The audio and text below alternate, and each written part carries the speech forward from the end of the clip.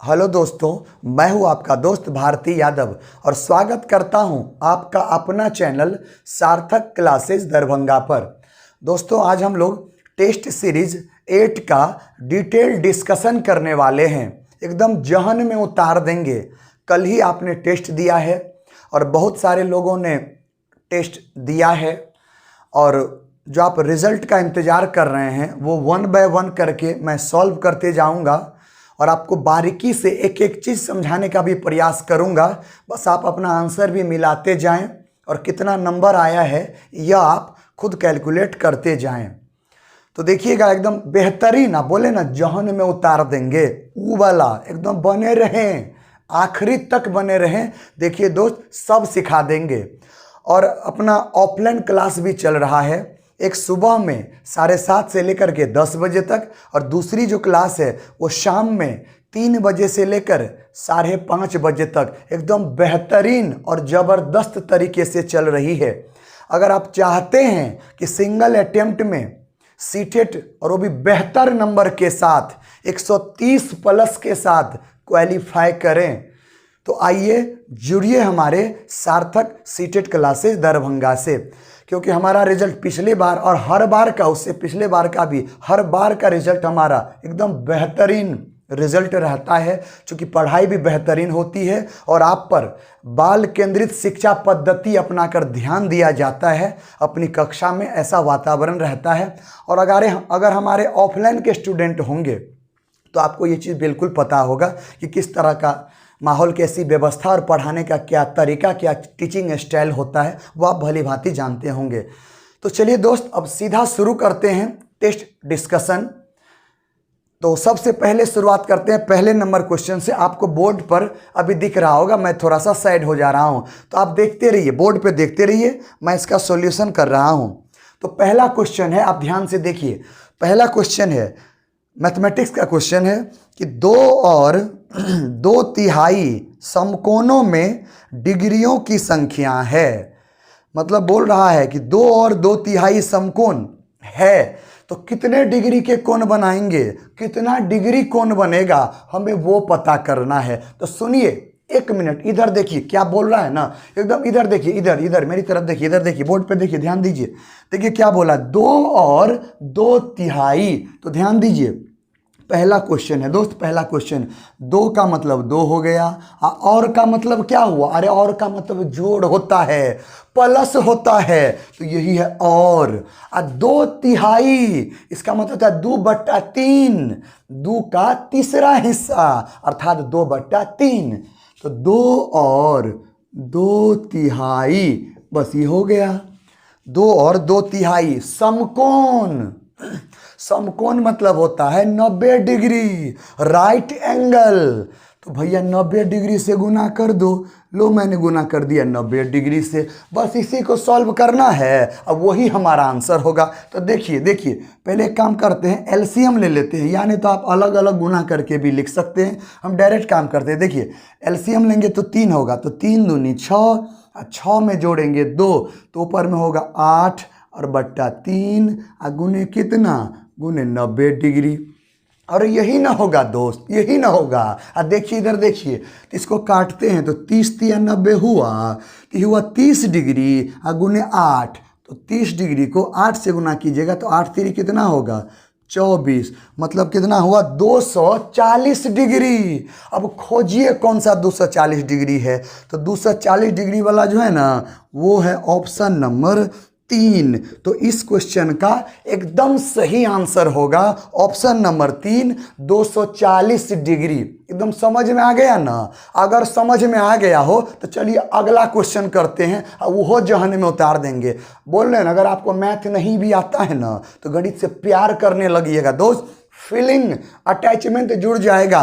बस आखिरी तक बने रहे दोस्त, सब सिखा देंगे दोस्त, सब सिखा देंगे। आइए करते हैं अगला क्वेश्चन। देखिए अगला क्वेश्चन है कि 4, ये जो प्लस लिखा है ना, गोल गोल घेरा है ना, इसको ऑपरेटर पढ़ते हैं दोस्त, ऑपरेटर। तो देखिए इधर देखिए, 4 ऑपरेटर 3 बराबर 4 + 5 + 6 दिया हुआ है। अगला देखिए, 5 ऑपरेटर 4 बराबर 5 + 6 + 7 + 8 दिया हुआ है। तो बोल रहा है n ऑपरेटर 5 = व्हाट, क्या वैल्यू होगा। तो देखिए दोस्त इधर ध्यान दीजिए, पहले ये जो 2 दिया हुआ है ना, इसके बारे में सोचेंगे कि यह किस तरह से दिया है, किस पैटर्न को फॉलो कर रहा है, वो पैटर्न पहचानना है। एक बार हाथ लग गया ना कि ई वाला पैटर्न फॉलो कर रहा है ना, तो बस वही पैटर्न ई वाला दिख रहा है ना, n+5 n ऑपरेटर 5, उसमें भी अप्लाई कर देंगे और उसमें भी लागू कर देंगे, अब फट से हो जाएगा। तो बस केवल पता करना है, पता करना यही ना। तो रुकिए रुकिए दोस्त, इधर देखिए कैसे पता करते। देखिए 4 ऑपरेटर 3 स्टार्टिंग है 4 5 6 से, 5 ऑपरेटर 4 स्टार्टिंग है 5 6 7 8 से। तो एगो चीज़ तो पता चल गया कि स्टार्टिंग वाला कहाँ से है, बता दें, ये बता दें। इधर देखिए, इधर देखिए, तो ये जो टर्म है, ये वाला स्टार्टिंग का टर्म है, वही ना यहाँ पर 4 है, तो इसमें भी तो वही है। यही वाला 5 को उठा करके यहाँ पटक दिया है। अब पटक दिया है ना दोस्त, देखिए इधर देखिए 4 वाला 4 है, ये 5 वाला 5 है, इतना पता कर लिए। अब ये पता करेंगे ना कि आगे 5 या 6 या इसमें 6 7 8 कैसे लिखा है, किस तरह से, क्या सोच करके लिखा है, बस वो सोच हमें पकड़नी है, बस हो गया। अरे रीजनिंग टाइप का क्वेश्चन है दोस्त, रीजनिंग टाइप का। इधर देखिए कैसे लिखेंगे। 4 के बाद 5 6, तो टोटल कितने अंक हुए, तो 1 2 3, टोटल 3 गो अंक हुए। इसमें भी चेक करेंगे कै गो अंक है, तो देखिए 1 2 3 4। अरे दोस्त इसमें 4 गो अंक है, कि कहाँ से आ रहा है, ये कैसे आ रहा है। तो देखिए इधर यहाँ पे 3 है लिखा हुआ, तो 1 2 3 अंक, तो ये 3 अंक बराबर ये 3 हो गया, एकदम लॉजिक बैठ गया। यही लॉजिक अगले में भी बैठना चाहिए। तो 1 2 3 4, ये 4 यहाँ भी है, मतलब ये 4 अंक का वैल्यू यहाँ पर 4 है दिया हुआ। तो एगो लॉजिक पकड़ लिए ना, बस देखिए ना, नस पकड़ लीजिए ना, खाली नस पकड़ लीजिए, उसके बाद तो समझिए ना कि जय हिंद जय भारत तो यही कर देंगे। तो सेम लॉजिक ऐसे ही अप्लाई कीजिए दोस्त। देखिए इधर देखिए, तो पहला वाला क्या है दोस्त, आप ही बताइए। n है ना, तो लो मैंने n लिख दिया। कितना टर्म आगे लिखे, कितना लिखें, तो ही वाला बताएगा 5 गो। ये बोला 5 गो लिखो, अरे था ना इसमें 4 गो, तो 4 गो टर्म है ना लिखा हुआ, इसमें 3 है, तो 1 2 3, और 3 गो टर्म है ना लिखा हुआ, तो यहाँ बोला 5, मतलब 5 टर्म लिखिए। तो लिखते हैं 5 टर्म, जिसमें पहला टर्म n हमने लिख दिया। अब केवल 4 टर्म और लिखना है, लेकिन क्रमबद्ध बढ़ते हुए, क्योंकि हर कोई देखिए बढ़ते हुए, 4 के बाद 5, 5 के बाद 6। तो जरा ध्यान दीजिए, यही वाला जो 5 है ये कैसे आया है, तो पिछला वाला टर्म में 1 जोड़े हैं। अरे यही ना किए हैं दोस्त, अरे यही किए हैं। यही वाला जो 6 दिख रहा है, वो पिछला वाला में कितना जोड़े हैं, 2 जोड़े हैं।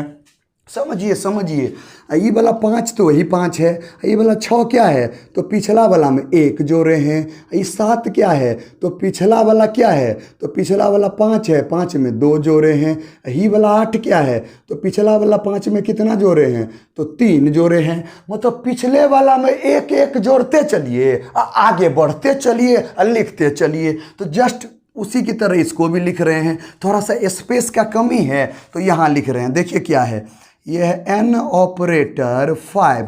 तो देखिए उसी की तरह सेम, आराम से देखिए, आराम से दोस्त, सब सिखा देंगे दोस्त, इतनी काबिलियत रखते हैं, सब सिखा देंगे, बस पेशेंस बनाए रखे। देखिए तो क्या बोले, ये वाला टर्म कॉपी कर दीजिए। लो मैंने कॉपी कर दिया।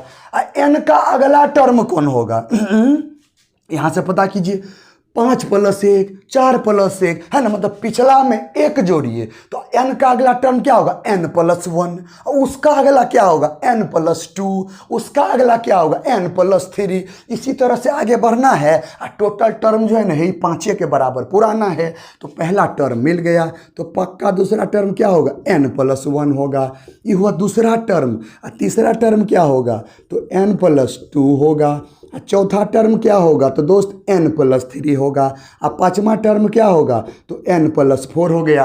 देखिए 5 गो टर्म हो गया ना, पांचों देखिए 1 2 3 4 5 बस हो गया। इसको कैलकुलेशन कीजिए, कहानी खत्म कीजिए। तो देखिए तो ए दोस्त देखिए कै गो n है, 1 2 3 4 5 और सब के सब जोड़ में है। यहाँ भी प्लस, यहाँ भी प्लस, देखिए हर जगह देखिए 1 + 2 + 3 + 3 दिख रहा है, इतना प्लस है। फिर बीचों में प्लस, यहाँ प्लस, यहाँ प्लस, प्लस से प्लस दिख रहा है। तो प्लस का मतलब था जोड़िए, सबको जोड़ दीजिए। तो 1 2 3 4 5 कै गो n हुआ तो 5 गो n, 5n लिख दिए।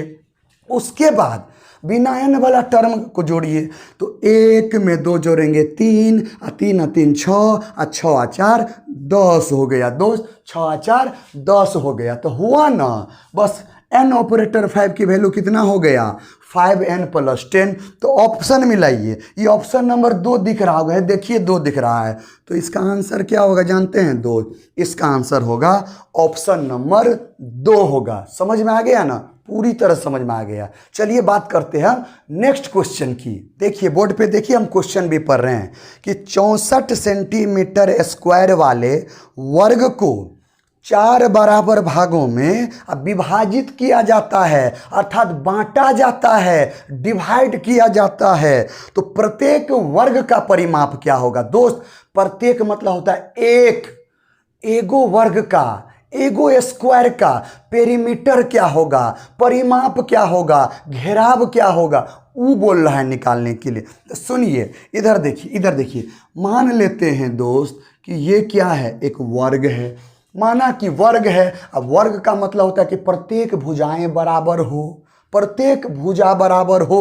अब अंदर का कोण भी कितना हो 90 डिग्री का हो, वह वर्ग होता है दोस्त, वह वर्ग होता है।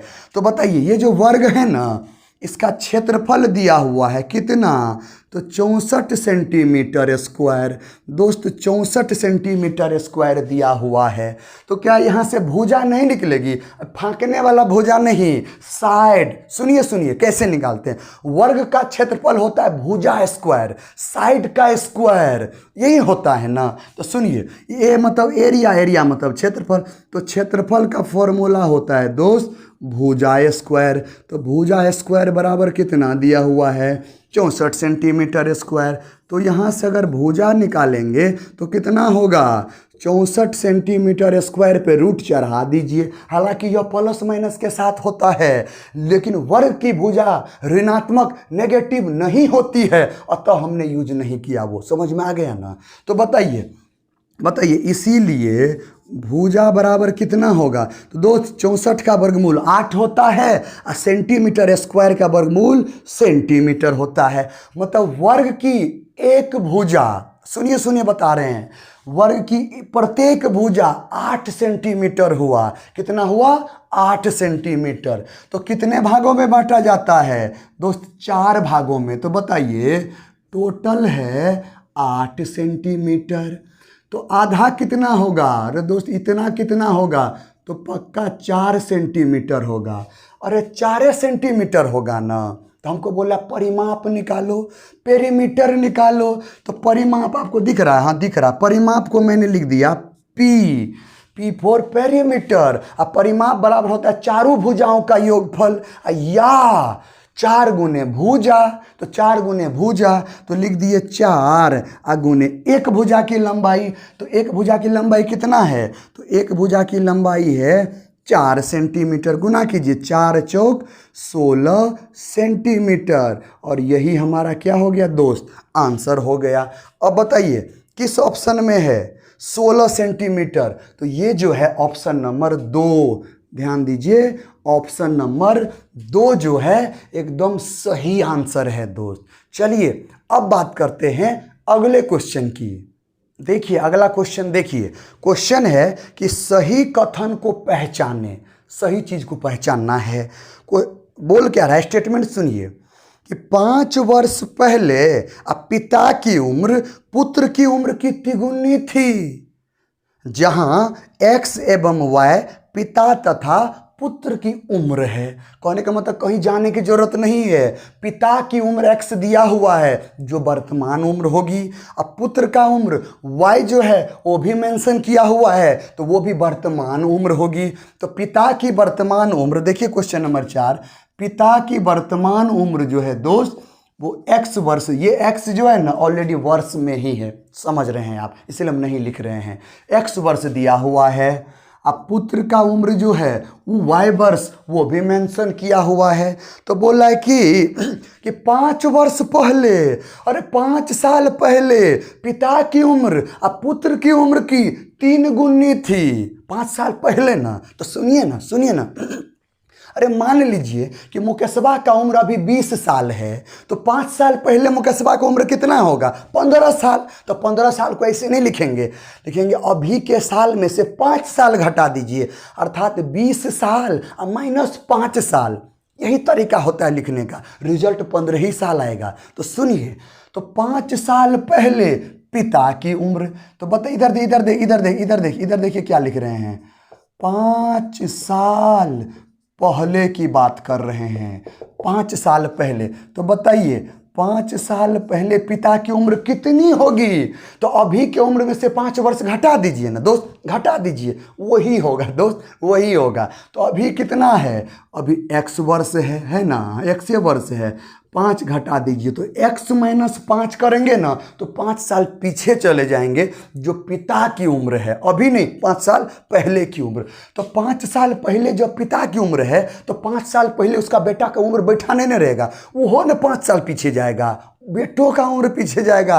ये नहीं लिखा हुआ है, ये इसमें नहीं लिखा हुआ, ये आपका अपना कॉमन सेंस बताएगा। 5 साल बेटों पीछे चला जाएगा, सब कुछ 5 साल पीछे चला जाएगा दोस्त, सब कुछ ध्यान दीजिए, इधर ध्यान दीजिए। तो बताइए पुत्र की उम्र, तो अभी उम्र कितना है y वर्ष, अब 5 घटा देंगे तो चले गए 5 साल पीछे। अब यही है, अब क्वेश्चन क्या बोल रहा है ना, अब सुनिए, देखिए क्वेश्चन क्या बोल रहा है, पढ़ रहे, इधर ध्यान दीजिए, क्वेश्चन आप बोर्ड पे देखिए डिस्प्ले पे दिख रहा होगा कि 5 वर्ष पहले पिता की उम्र। तो लो मैंने लिख दिया 5 वर्ष पहले पिता की उम्र, कोनो गलती नहीं किया, लिख सकते हैं ना x माइनस 5, तो लिख दिया।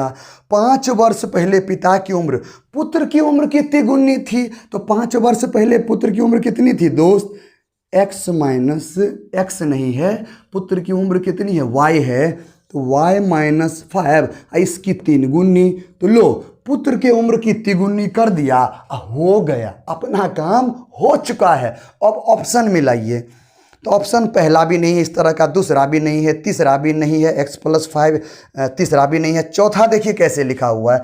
तो क्या इसको ऐसे अपने लोग नहीं लिख सकते हैं, ऐसे नहीं लिख सकते, इधर देखिए y माइनस 5 गुने 3 बराबर x माइनस 5, राइट वाले को लेफ्ट साइड में, लेफ्ट वाला को राइट साइड में लिख सकते हैं दोस्त, एकदम लिख सकते हैं, ठीक ना। तो अगर इतना लिख सकते हैं तो अब आप ही बता दीजिए क्या आंसर नंबर 4 नहीं होगा, अरे होगा ना दोस्त, एकदम परफेक्ट होगा। सब कुछ समझते चलिए दोस्त, सब कुछ समझते चलिए। चलिए बात करते हैं नेक्स्ट क्वेश्चन की। अब बोर्ड पे देखते रहिए, देखिए मजा आ जाएगा, एकदम मजा आ जाएगा। रुकिए बताते हैं, सुनिए क्वेश्चन पढ़िए कि 15 दिनों में मिनटों की संख्या बराबर हैं, निम्न में से कितने सेकेंडों की संख्या के, और ऑप्शन में है 6 घंटा, 8 घंटा, 4 घंटा, 5 घंटा, मतलब घंटा वाला निकालना है, घंटा वाला। ये जो ऑप्शन है ना ये बहुत कुछ बता दिया कि हमें घंटा की संख्या निकालना है, ऑप्शन से पता चल रहा है दोस्त, ऑप्शन से पता चल रहा है, समझते चलिए, देखते चलिए। तो सुनिए, एगो फॉर्मूला बता रहे हैं एकदम जबरदस्त वाला, लेकिन इस फॉर्मूला की खासियत है कि कब यूज करें और कब न यूज करें। कब न मतलब हुआ कि किसका न यूज करें, फॉर्मूला में बहुते कुछ है लिखा हुआ, लेकिन किसका यूज करें या किसका न करें यह इंपॉर्टेंट है। तो सुनिए, देखिए क्या लिखे हैं, एक्स एच, ये जो एक्स है ना 1 घंटा 2 घंटा, मतलब क्या समझिए, एक्स है वो घंटा में है, घंटा को जब गुना करेंगे 60 से तो मिनट में आ गए, अब मिनट इतना को जब 60 से गुना करेंगे तो सेकंड में आ गए। तो लेफ्ट पार्ट इतना हुआ। अब राइट पार्ट क्या है, वाई मतलब हुआ दिन, इसीलिए ब्रैकेट में लिख दिए दिन, वाई दिन उसको 24 से गुना करेंगे तो घंटा में आ जाएंगे। उस 24 को जब 60 से गुना करेंगे तो मिनट में आ जाएंगे, और उस मिनट को 60 से गुना करेंगे तो सेकंड में आ जाएंगे। तो लेफ्ट हैंड और राइट हैंड दिया हुआ है, लेकिन कब यूज करें? क्या इन सभी का यूज हर जगह कर देते? नहीं, जितनी जरूरत होगी उतना ही यूज करेंगे।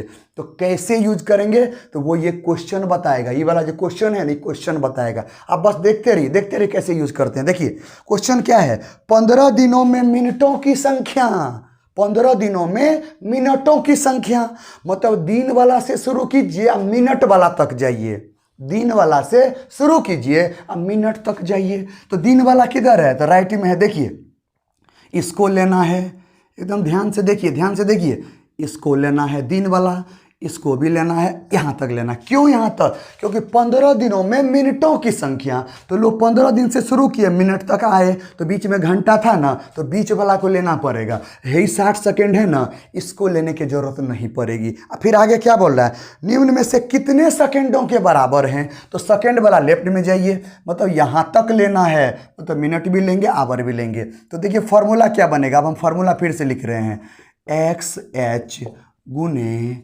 60 मिनट गुने फिर से कितना 60 सेकेंड बराबर Y दिन, ये तो लेना पड़ेगा 24 घंटा, यो लेना पड़ेगा, गुने कितना 60 मिनट, ये हम 4 मिनट समझिए, मतलब इसको नहीं लेंगे, बस वैल्यू पुट कीजिए। क्या बोल रहा है क्वेश्चन में कि 15 दिनों में, तो दिन वाला इधर है ना, तो इधर देखिए, लेफ्ट वाला को यहाँ लिखेंगे, राइट वाला को यहाँ लिखेंगे। पहले राइटे वाला लिखते हैं, तो कितने दिन में, Y दिन में, तो Y के जगह 15 है, तो 15 दे दिए, गुने 24 दे दिए, गुने कहाँ तक जाना है, मिनट तक, तो मिनट दे दिए। और उससे पहले क्या निकालना, चूँकि जगह छोटा इसीलिए ऐसा हो रहा है। समझिए कि निम्न में से कितने सेकेंडों के बराबर है, ऑप्शन में घंटा है, घंटा में निकालना है, तो माना कि x घंटा है, गुने 60 से गुना करेंगे घंटा में आ गए, 60 से गुना किए मिनट में आ गए, तो बराबर इतना काट कूट दीजिए, आ जाएगा। तो देखिए कैसे काटेंगे, तो यहाँ से x बराबर क्या होगा, बोर्ड पे दिख रहा है? अरे नहीं दिख रहा है दोस्त, बोर्ड पे नहीं दिख रहा है, तो ध्यान दीजिए। अब क्या करते हैं, ऊपर वाले को मिटा रहे हैं, यहाँ ध्यान दीजिए, ऊपर वाले को मिटा रहे हैं, तो इधर देखते चलिए। तो यहाँ अगर x की वैल्यू निकालेंगे तो x बराबर कितना होगा, तो x बराबर हो जाएगा 15 गुने 24 गुने 60, अब बट्टा कितना हो जाएगा, तो बट्टा हो जाएगा 60 गुने 60 से काट दीजिए। दर्द नहीं ना कर रहा है, काट दिए तो काट दीजिए। फिर 15 चौका 60 और 6 चौक 24, इसीलिए x बराबर कितना हो गया, 6 घंटा। तो जरा बताएं कौन सा ऑप्शन सही है? ऑप्शन नंबर 1, पहला नंबर ऑप्शन क्या है, एकदम परफेक्ट है। आइए बात करते हैं अगले क्वेश्चन की। छठा क्वेश्चन है कि 63,606 में स्थानीय मानों का योगफल है। दोस्त ये वाला क्वेश्चन में थोड़ा सा मिसप्रिंट हुआ है, इसमें लिखबे नहीं किया कि किसका स्थानीय मान, भाई किनका स्थानीय मान निकाल करके जोड़ेंगे। तो सुनिए 6 के स्थानीय मान, दोस्त 6 के, तो 6 का स्थानीय मान निकालना है और सबको जोड़ देना है, अब वही आंसर होगा। तो सुनिए देखिए स्थानीय मान कैसे निकालते हैं, इकाई, दहाई, सैकड़ा, हजार, 10,000। तो ये हुआ 6, इधर देखिए, तो 6 के जगह 6 लिखिए और गुने कौन पोजीशन पे है, तो इकाई पे है, तो इकाई का मतलब 1 होता है, तो 6 गुने 1 बराबर 6 हुआ। अरे हुआ ना दोस्त। अगला देखिए, फिर एगो 6 यहाँ है, केवल 6 वाला को ढूंढिए, तो ये वाला 6 को लिख दिए। अब इसका पोजीशन बताइए, तो इकाई, दहाई, सैकड़ा, और सैकड़ा का मतलब 100 होता है, तो 100 को 6 से गुना करेंगे तो 600 होगा। और फिर ये वाला 6 है, ये वाला 6 को लिखिए, इसका पोजीशन डालिए, इकाई, दहाई, सैकड़ा, हजार, 10,000, तो इसको कुछ नहीं 10,000 से ना गुना कर दीजिए। तो ये कितना हुआ, 10,000 को गुना कीजिए तो कितना होगा, 60,000 हो गया। तो 60,000 लिख दिए, इन सबों को जोड़ दीजिए, अब वही हमारा आंसर हो जाएगा। तो आओ इधर आओ, देखिए जोड़ते हैं, इधर देखिए जोड़ते हैं। तो 60,000 लिख दिए, कोई दिक्कत नहीं। 60,000 में 600 जोड़ दीजिए, लो 600 जोड़ दिया, इस 600 में 6 फिर 6 जोड़ दीजिए, एडिशन 0 0 6 6 0 0 0 0 प्लस 6 6 0, ये हो गया 6, मतलब 60,600 6 हो गया। तो 60,606 कौन सा हुआ? Option number 3। तो इसका आंसर हो जाएगा दोस्त ऑप्शन नंबर 3 हो जाएगा। चलिए बात करते हैं अगले क्वेश्चन की। ये अगला क्वेश्चन 10,000 जोड़ 10,100 प्लस 10 दहाई बराबर हैं, ऑप्शन दिए हैं। तो सुनिए इधर देखिए, इधर देखिए 10,000 मतलब देखिए 10,000 का मतलब होता है 1,000। तो ये हो गया ना 10,000। अरे 3 गो लड्डू, 1 गो लड्डू, 4 गो लड्डू। अब प्लस में कितना है फिर 10,100, तो लिख दिए 10 गुने 100। कै गो लड्डू? 3 गो लड्डू, एगो पे तो 1 2 3 10,100 मतलब 1,000 हो गया। अब प्लस 10 दहाई, तो देखिए 10 गुने दहाई का मतलब 10, तो 1 का 1 2 गो जीरो, तो लो दे दिए 2 गो जीरो, 1 गुने 1 1, और सबको जोड़ दीजिए। तो जीरो में 3 गो जोड़ेंगे तो 3 गो जीरो होगा, बड़का वाला नहीं ना, 1 गो जीरो, जीरो दे दिए। जीरो में जीरो 3 बार जोड़ेंगे जीरो होगा, 0 प्लस 1 1 होगा, 0 प्लस 1 1 होगा, और 1 का 1 रह गया। तो कितना हुआ? इकाई दहाई सैकड़ा हज़ार 10,000 11,100। तो ज़रा बताइए 11,100 किस ऑप्शन में है? तो भैया ऑप्शन नंबर 3 एकदम परफेक्ट आंसर है। अब बात करते हैं क्वेश्चन नंबर 8 की। यहाँ से शुरू होता है बाल विकास की कहानी। तो मैं क्वेश्चन पढ़ रहा हूँ, आप बोर्ड पे पढ़े और सब ऑप्शन को समझे दोस्त, चारों ऑप्शन को समझेंगे। मैथ में ही संभव नहीं था, लेकिन यहाँ है संभव। तो सुनिए क्वेश्चन पढ़ते हैं कि बच्चों के व्यक्तिक विकास हेतु शिक्षा से संबंधित किस तथ्य पर एक शिक्षक को ध्यान नहीं देना चाहिए? समझ में आ रहा है वो क्या बोल रहा है? कि बच्चा है मुकेशबा, एगो मुकेशबा है, उसका क्या करना है? व्यक्तिक विकास करना है, उसका डेवलपमेंट करना है, मुकेशबा का पर्सनैलिटी डेवलपमेंट कराना है। तो सुनिए, तो एक शिक्षक को किन चीज़ पे ध्यान नहीं देना चाहिए? हमें नहीं वाला चुनना है, ताकि वो नहीं वाला ऐसा होना चाहिए जो अगर हाँ में घुस गया ना तो विकास को प्रभावित कर देगा, नुकसान पहुंचा देगा। तो मतलब हुआ कि नुकसान पहुंचाने वाले को ही पहचानना है, ढूंढना है। समझ में आ रहा है? तो मतलब नहीं वाला चुनना है, मतलब हाँ वाला को पहले सेलेक्ट कीजिए, बाहर कीजिए, और जो बच गया नहीं वाला होगा, अरे वो है आंसर होगा दोस्त, वो है आंसर होगा। तो सुनिए, पहला, बच्चों में रचनात्मक कुशलता का विकास करना। एक बोल रहा है ये मुकेशबा जो है वो रचनात्मक कुशलता का विकास हो, है ना, रचनात्मक कुशलता का विकास करने की बात हो रही है। तो इस पर एक शिक्षक को ध्यान देना चाहिए कि नहीं देना चाहिए? तो हम बोलेंगे एकदम देना चाहिए, एकदम रचनात्मक ही बनना चाहिए, क्रिएटिव ही बनना चाहिए, कि भविष्य में अगर रचनात्मक रहेगा तो चुनौतीपूर्ण कार्य जब कभी भी आएगा, कभी भी विषम परिस्थिति आएगा, उसको इजी वे में एकदम आसानी से उसको सॉल्व कर लेगा। तो एकदम सही बात है। तो क्या हमें सही बात चुनना है? नहीं, हमें गलत वाला चुनना है।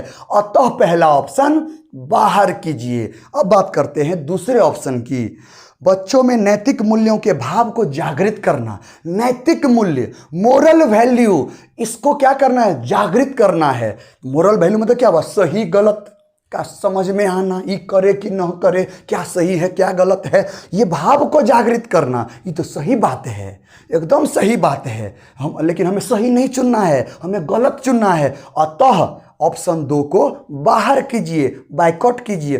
तीसरे ऑप्शन पे आते हैं, बच्चों को पर्याप्त स्नेह प्रदान नहीं करना। बोल रहा कि मुकेशबा है ना, एक शिक्षक होने के नाते पर्याप्त स्नेह, जितने उसको स्नेह की आवश्यकता पड़ती है, आपके प्यार की जरूरत पड़ेगी, उतना न दें। तो ये बात सही लग रहा है? नहीं दोस्त, ये बात गलत है। स्नेह कीजिए, बच्चों से प्यार कीजिए। एक शिक्षक अपने बच्चों से प्यार करते हैं तो प्यार कीजिए। ये बोला कि नहीं नहीं नहीं, पर्याप्त मतलब उतना प्रेम न करे, उतना, समझ में आ रहा? तो ये उतना अच्छा नहीं लगा, तो तीसरा डॉट में रखते हैं। चौथा इससे अच्छा लगा तबे लेंगे, अगर नहीं अच्छा लगा तो पक्का तीसरा आंसर होगा। तो पहले चौथा पढ़ेंगे। बच्चों के व्यक्तित्व को मान्यता न देना। व्यक्तित्व मतलब होता है पर्सनैलिटी, उसको मान्यता न देना, ये तो सरासर निहायत गलत बात है ना। पर्सनैलिटी का डेवलपमेंट होना चाहिए। ये बोला नहीं नहीं नहीं, उसको मान्यता ही नहीं देंगे, उसको मान्यता ही नहीं देंगे, ये तो निहायत गलत बात है दोस्त, निहायत गलत बात है। तो कंपेयर कीजिए तीसरा से चौथा का, तो मेरे नज़र में सबसे खराब 4 नंबर है दोस्त, सबसे खराब 4 नंबर है। अतः क्वेश्चन नंबर 8 का सबसे खराब जो आंसर चुनना था वह आंसर ऑप्शन नंबर 4 होगा दोस्त, ऑप्शन नंबर 4। चलिए बात करते हैं 9वां क्वेश्चन की, कि एकल अभिभावक वाले बच्चे को पढ़ाते समय शिक्षक को, अब सुनिए एकल अभिभावक क्या होता है। अरे वैसा बालक, वैसा मुकेशवा जिसका अभिभावक एके गो हो, देख रेख करने वाला एके गो हो, चाहे माता हो या पिता हो या कोई और हो जो केयर करता हो, एके गो है, उन्हीं के देख रेख में रहा है बच्चा। तो ऐसे बच्चे को जब आप किसी शिक्षक के पास भेजेंगे तो किस तरह की बातें होंगी, तो ऑप्शन के अकॉर्डिंग बात करते हैं। पहला है स्थिर और एक रूप वातावरण उपलब्ध कराना चाहिए। एक शिक्षक के लिए बात हो रही है कि बोला अरे मुकेशवा क्या शिक्षक, स्थिर और एक रूप वातावरण बनाओ। तो यहाँ पर स्थिर क्या है, एक रूप क्या है। स्थिर मतलब हुआ कि जैसा मुकेशवा चाह रहा था घर में वैसा ही होना चाहिए, कोई चेंजिंग नहीं होना चाहिए। घर वाला में और मास्टर के यहाँ कोई चेंजिंग नहीं, वही होना चाहिए।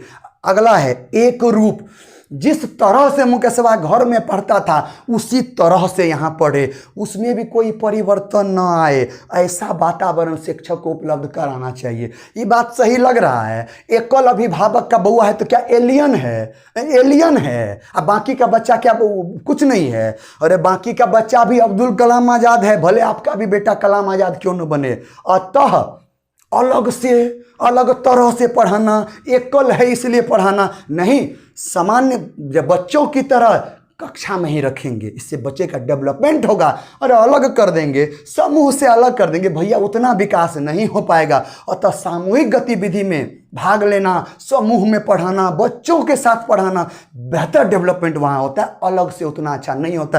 अतः पहला जो था ना बहुत बेकार और निहायत घटिया ऑप्शन था, बाहर करें। दूसरा ऑप्शन, इस तथ्य को अनदेखा कर देना चाहिए और ऐसे बच्चों के साथ अन्य बच्चों के समान व्यवहार करना चाहिए। हाँ एकदम परफेक्ट, मतलब बोल रहा है शिक्षक, अगर आप शिक्षक हैं ना, इस तथ्य को अनदेखा कीजिए। एकल अभिभावक हो और 50 गो वाला हो, कोई लेना देना नहीं है, उससे कोई लेना देना, अनदेखा कीजिए, इग्नोर कीजिए इस बात को। और ऐसे बच्चे को बाकी बच्चों के साथ जो व्यवहार करते हैं ना, जो आचरण करते हैं ना, उनके साथ भी वैसा ही कीजिए। एकल से कोई लेना देना नहीं है, वैसा ही डिट्टो, वैसा ही, कोई अंतर न करें, भेदभाव ना करें। तो एकदम 100% सही बात है दोस्त, 100% सही बात है। तो 2 एकदम सही है, लेकिन तीसरा चौथा अगर कहीं इससे बेस्ट हुआ तो वो चुनेंगे, लेकिन अगर वो खराब हुआ तब दूसरे पे आएंगे। ये पेडागोजी क्वेश्चन है, चिंतन लेवल वाला, बेस्ट चुनना है। तीसरा, इस प्रकार के बच्चे के साथ भिन्न प्रकार से व्यवहार करना चाहिए। बोलता है ये जो आया है ना एकल अभिभावक वाला एलियन, ये जो मुकेश बा, इसको अलग तरह से व्यवहार कीजिए, कन्हा पे बैठा लीजिए, माथा पे बैठा लीजिए, ऐसे व्यवहार करेंगे, कौआ उड़ा मैना उड़ बोलेगा बच्चा तो वही खेलने लगेंगे, नहीं ना। अलग तरह से कुछ ना करे, अलग तरह से करिएगा ना तो आपको भांप लेगा, समझ जाएगा कि वो हमारे कैटेगरी में मास्टर बा। अलग तरह से कुछ ना करे, सामान्य बच्चों के साथ जो करते हैं वो करे। अतः ऑप्शन नंबर 3 दो, अरे निहायत गलत है दोस्त, निहायत गलत है, बाहर कीजिए, फटाफट बाहर कीजिए। चौथा ऑप्शन, ऐसे बच्चे को कम गृह कार्य देना चाहिए। बोलता अरे ये मुकेशवा आया ना एकल अभिभावक का बउआ है मुकेशवा, इसको गृह कार्य जो है ना कम दीजिए, होमवर्क कम दीजिए ताकि बर्डन कम हो, ऐसे होमवर्क कम दीजिए, इसका मतलब होता है बाकी बच्चे को अधिक दीजिए। नहीं, ये कम होना, अधिक होना, तुलना करना अच्छी बात नहीं होती है। अतः चौथा जो है ना निहायत गलत है दोस्त। तो अतः क्वेश्चन नंबर 9 का सबसे बेहतरीन और सुपर से भी ऊपर दिए गए 4 ऑप्शनों में से बेस्ट ऑप्शन होगा ऑप्शन नंबर 2। चलिए अब बात करते हैं आखिरी क्वेश्चन नंबर 10 की। क्वेश्चन है, अनुकरण को उपयोगी और रोचक प्रक्रिया बनाने के लिए ... के प्रति सचेत होना चाहिए। दिख रहा होगा आपको, अनुकरण को उपयोगी और रोचक। जो बच्चा देख करके सीख रहा है, अनुकरण करके सीख रहा है, वो उपयोगी हो और रोचक हो, ऐसी प्रक्रिया बनाना है, बेहतरीन बनाना है, ताकि बच्चा उसके प्रति सचेत रहे। कभी जरूरत पड़े तो इतना बेहतर सीखे कि ढंग से यूज कर ले। तो उसके लिए क्या करे? तो पहला ऑप्शन, खाली स्थान को भरना। पहला, अलग अलग शिक्षार्थियों में तुलना करना। तुलना करना, एक विद्यार्थी से दूसरे विद्यार्थी में तुलना करेंगे, नहीं कर पाएंगे दोस्त। ये करना सही चीज नहीं है। क्योंकि होता क्या है कि एक विद्यार्थी ने कितना सीखा है, यह वंशानुक्रम पे भी निर्भर करता है, और ये वातावरण पे भी निर्भर करता है। अच्छे डीएनए से आया होगा, अच्छे वातावरण से पहले से आया होगा तो बेहतर करेगा, और जो उस तरह से नहीं आएगा थोड़ा कम सीखेगा, लेकिन धीरे धीरे सीखेगा। इसीलिए तुलना न करे। तुलना करने पर मनोबल गिर जाता है बच्चों का, अधिगम का जो दर होता है सीखने का कमजोर पड़ जाता है दोस्त। इसीलिए तुलना न करे दोस्त, कभी भी तुलना न करे। अतः पहला ऑप्शन निहायत गलत है, बाहर कीजिए। चलिए बात करते हैं दूसरे ऑप्शन की, कि विद्यार्थियों को बुद्धिमान या औसत शिक्षार्थी की उपाधि देना। तुम कसबा बहुते तेज हो, तुम खतरनाक वाला तेज हो, तुम बुद्धिमान हो, तुम समझ में आ रहे हैं ना, तुम एवरेज हो, ऐसे उसको नामांकित करेंगे, इस तरह से उपाधि देंगे, बेंचमार्क कर देंगे जो कमजोर होगा उसको। नहीं, इस तरह से नामांकित कभी ना करे, बच्चा का मनोबल गिर जाएगा। ये बहुत तेज है तो बहुत खुश होगा, जो कमजोर बोले कमजोर बा, रे रे रे तुमको कुछ आता है समझ में, तो मजा नहीं आएगा, वो मनोबल गिर जाएगा, अगले दिन पढ़वो नहीं करेगा, रुचि खराब हो जाएगा, पढ़ने से बेकार हो जाएगा बच्चा। अतः इस तरह का अगर एक शिक्षक है ना, इस तरह का व्यवहार कभी ना करे दोस्त, कभी ना करे। अतः ऑप्शन नंबर 2 निहायत गलत है, बाहर कीजिए, बैकआउट बैकआउट। तीसरा, शैक्षिक और सह शैक्षिक क्षेत्रों में शिक्षार्थी के अधिगम के बारे में जानकारी प्राप्त करने के लिए विविध तरीकों का प्रयोग करना। हाँ, ये ठीक है। शैक्षिक मतलब शिक्षा से जुड़ा हुआ, और शिक्षा मतलब केवल पढ़ाई लिखाई नहीं होता है दोस्त, संपूर्ण चीज आ जाता है, व्यवहार सहित आ जाता है, वो हुआ शैक्षिक। और सह शैक्षिक मतलब क्या हुआ? एक्टिविटी में भाग लेना। जैसे कोई क्रिकेट खेलता है तो क्रिकेट खेलवाइए, कोई सिंगिंग कर रहा है सिंगिंग करवाइए, कोई डांस कर रहा है बच्चा उसमें रुचि ले रहा है, डांस करवाइए। तो ये हुआ सह शैक्षिक। सह शैक्षिक ये होता है।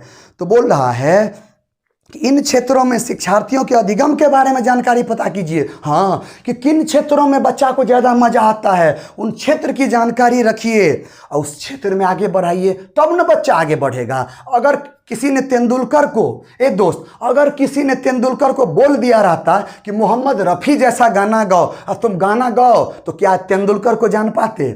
यकीनन तेंदुलकर को नहीं जान पाते दोस्त। तो जो इच्छा शक्ति है ना, जो रुचि है ना, रुचि के अनुकूल काम करवाइए, जिंदगी बेहतर तब होता है। तो ये वही बोल रहा है कि उसका पता करें, है ना, विविध तरीकों का क्या करें, प्रयोग करें, पता करें, उसमें मुकेशबा को भेजिए, मुकेशबा बेहतर करेगा। अतः ऑप्शन नंबर 3 सुपर से भी ऊपर और 100% सही बात है। तो तीसरा डाउट में रखेंगे, क्योंकि चौथा अभी नहीं पढ़े, चौथा इससे बेहतर होगा तो लेंगे, नहीं तो तीसरा को लॉक करेंगे। चौथा पढ़ते हैं।